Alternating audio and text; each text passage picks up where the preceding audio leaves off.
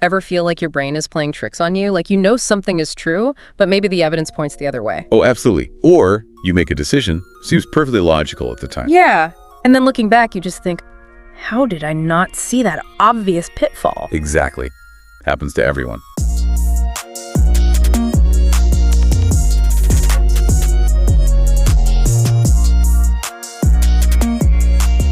Well, if you're ready to maybe understand some of those hidden flaws in your thinking and, start making clearer choices, then stick with us. Because today we're going to unpack a really fascinating guide to exactly this. The Art of Thinking Clearly by Rolf Dobelli. Ah, yes. That book, it came out, 2013? 2013. And it's really become a kind of go-to resource for understanding these quirks, these errors that can plague our decision-making. What I find so compelling about his approach is how he takes these really complex ideas, from behavioral economics, psychology, even neuroscience. And just boils them down. Right, into these short, super digestible chapters. There are 99 of them. 99, yeah. And each one tackles a specific cognitive bias or logical fallacy. Yeah. Confirmation bias, sunk cost fallacy, all those things. And it's structured so you can just dive in anywhere pretty much and get something valuable right away. You don't need a PhD to get it. No, not at all. And he uses loads of relatable real-world examples, which really helps illustrate the points. It does. It stops it from being just a dry academic thing. It feels more like, insightful observations about how we tick. Exactly. Now, before we jump into some specific mental errors, it's actually pretty interesting to look at how Dobelli himself came to write this. His background isn't what you'd expect. Right. He wasn't in academia. He started in business, and he even wrote literary novels. Yeah, novels. It's kind of an unusual path to becoming an expert on cognitive biases, isn't it? It really is. And I think that diverse background kind of comes through in his writing. He connects these abstract ideas to just everyday stuff. He talks about this key moment back in 2004. He went to this informal exchange of intellectuals in Munich, and he admits he felt a little out of his depth, coming from business and writing. Sure. But he had this really significant encounter with Nassim Taleb. Ah, Taleb. Before he was the huge black swan guy, right? Exactly. Back then, Dobelli describes him as more like an obscure Wall Street trader with a penchant for philosophy. Huh. And didn't Dobelli get mistakenly introduced as some kind of expert on David Hume? Yeah, that's the story. An expert on the English and Scottish Enlightenment in Hume. A bit awkward, maybe. Ah, yeah, I bet. But while they apparently touched on Hume briefly, their conversation quickly shifted. To something more practical. Much more. They started talking about the systematic errors that even really smart, successful people like CEOs, business leaders tend to make. Okay, so they're both noticing these patterns of irrationality. Seems so. They talked about how, unexpected events always seem obvious after they happen. That whole I knew it all along feeling. Oh, yeah, hindsight bias. Right. And also how investors just hate selling shares for less than they paid, even if it's clearly the logical move. Loss aversion, basically. These are such fundamental things, aren't they? How our minds can work against us sometimes. Definitely. And that chat clearly stuck with Dobelli. Taleb actually followed up, sent him manuscript pages. Which became part of the Black Swan. That's right. Dobelli even mentions giving feedback on those early drafts. It's pretty cool to think about that initial exchange, these two minds exploring human irrationality. It really is. And for Dobelli, that seems to have been the spark. Yeah, he says it whetted his appetite.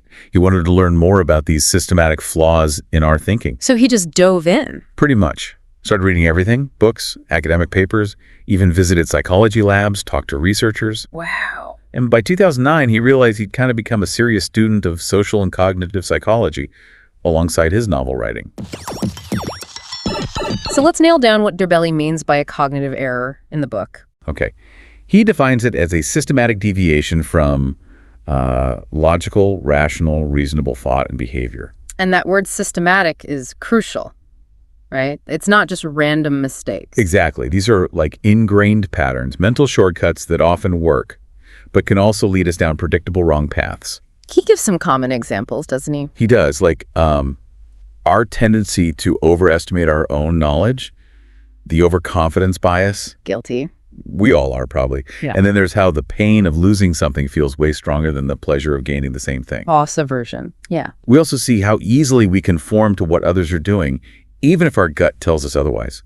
Social proof. And how easily we're swayed by a good story and anecdote, even when the statistics point elsewhere. Right. A single vivid story can just overpower pages of data sometimes. And he says these errors aren't just random, they often, cluster together. Yeah, he emphasizes that. Overconfidence, for example, might fuel a bunch of other judgment errors. It's like our irrationality isn't random. It has preferred modes, maybe. That's a good way to put it.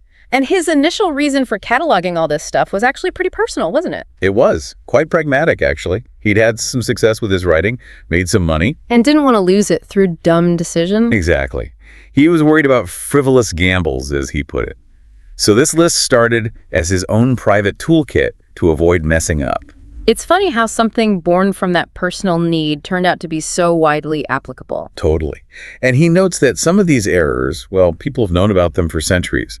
Philosophers, writers. But others are more recent discoveries from psychology labs. Right. And sometimes the same bias has different names in the research, so he just tried to pick the most common terms. And while he started thinking about investments, he quickly saw it applied everywhere. Business, personal life, everything. For him, just having this list, this framework, it made him feel calmer. Yeah, calmer, more aware of his own potential mistakes, and better at spotting when others might be, falling into these traps. He uses that great analogy about thunder and lightning. Oh, yeah, I like that one. Knowing the science behind it doesn't stop the storm. But it makes it less scary. Less likely to make you do something irrational out of fear.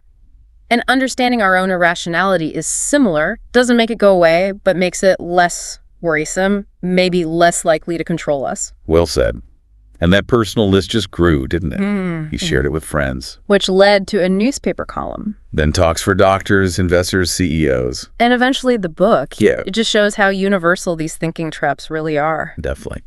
Now, Dobelli makes 3 key points right in his introduction that are worth remembering. Okay, what are those? First, he's clear that his list of 99 isn't like the final word. It's not exhaustive. We'll probably discover more. Makes sense. Science moves on. Second, he points out that many errors are related. They're interconnected because, our brain regions don't work in isolation. Right, it's all wired together. And third, he's quite humble about his role.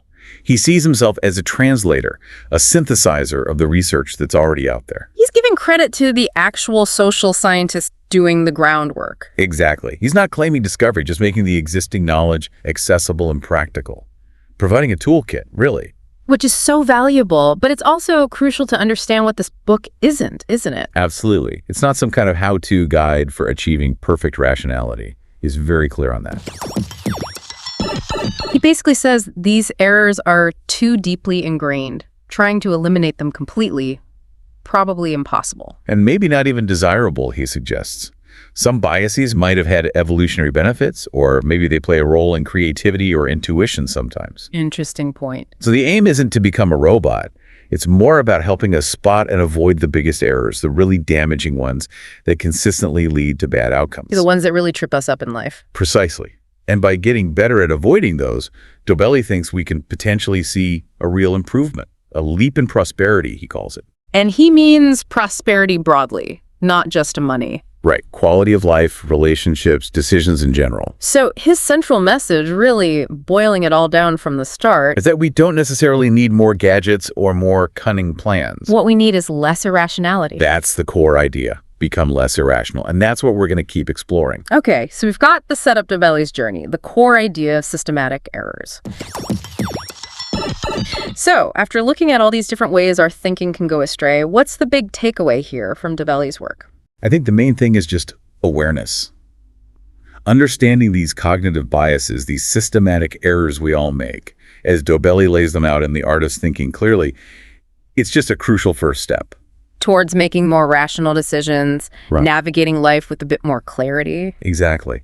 It's about recognizing these patterns, these potential pitfalls in our own thinking, and maybe spotting the irrationality that can influence our choices, and maybe the choices of others too. And it helps to remember where it all came from, right? That initial chat between Dobelli and Taleb, the personal project. Yeah, the realization that these weren't just isolated incidents, but widespread features of how our minds work, or sometimes don't work optimally. It really encourages you, the listener, to kind of reflect on your own decision-making processes, isn't it? Where might these biases be showing up for you? Definitely. And maybe a final thought to leave people with, building on what Dobelli discusses. Since so many of these biases are interconnected, What do you think the compounding effect might be if you could just get a handle on one or two of the really big ones in your own thinking? That's a powerful question. Or maybe flip it the other way. If Dobelli suggests some errors might actually be necessary sometimes, maybe for creativity or just getting through the day, Yeah. how would you even begin to decide which ones are harmful biases to fight against and which ones are maybe, just maybe, helpful quirks? Ooh, that's tricky. What criteria would you use? That's definitely something to mull over.